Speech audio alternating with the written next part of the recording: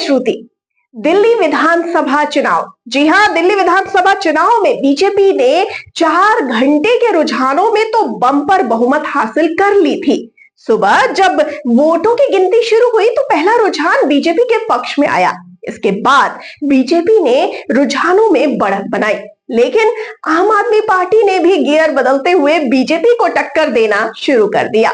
आइए आपको बताते हैं इस बारे में विस्तार से। शुरुआती आधे घंटे के रुझानों में कांटे की टक्कर चल रही थी। इसका अंदाजा आप इससे लगा सकते हैं कि बीजेपी 19 तो आम आदमी पार्टी 18 सीटों पर आगे चल रही थी।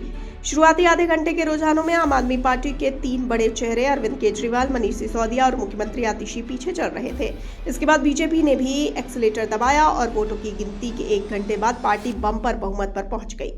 दिन के 12 बजे तक के रुझानों में बीजेपी 45 सीटों पर बढ़त बनाए हुए थी, और जबकि आप 25 और कांग्रेस को किसी भी सीट पर बढ़त नहीं मिली। हम आपको बता दें कि इस बीच दिल्ली विधानसभा चुनाव की जारी मतगणना के बीच भाजपा की दिल्ली इकाई के अध्यक्ष वीरेंद्र सचदेवा ने कहा कि राष्ट्रीय राजधानी का अगला मुख्यमंत्री भाजपा से होगा, लेकिन नाम पर निर्णय पार्टी का केंद्रीय नेतृत्व लेगा। निर्वाचन आयोग की वेबसाइट पर जारी मतगणना के शुरुआती रुझानों में दिल्ली में बीजेपी 43 जबकि आम आदमी पार्टी 27 विधानसभा सीट पर आगे है।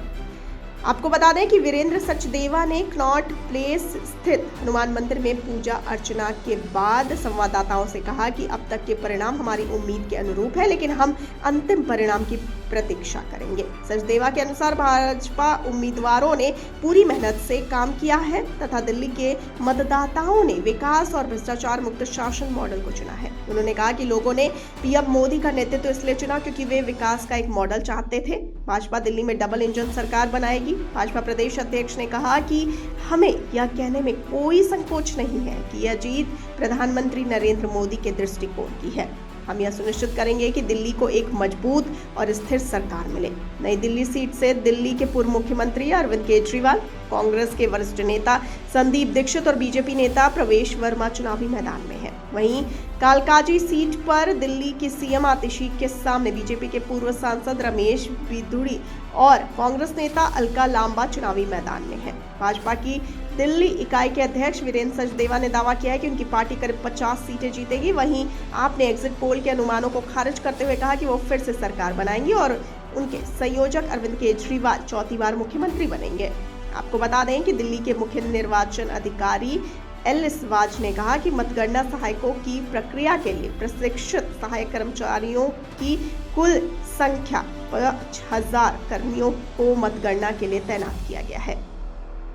अधिकारियों ने बताया कि मतगणना के मद्देनजर 19 मतगणना केंद्रों के लिए अर्धसैनिक बलों की 2 कंपनियों और दिल्ली पुलिस कर्मियों सहित 3 स्तरीय सुरक्षा व्यवस्था की गई है।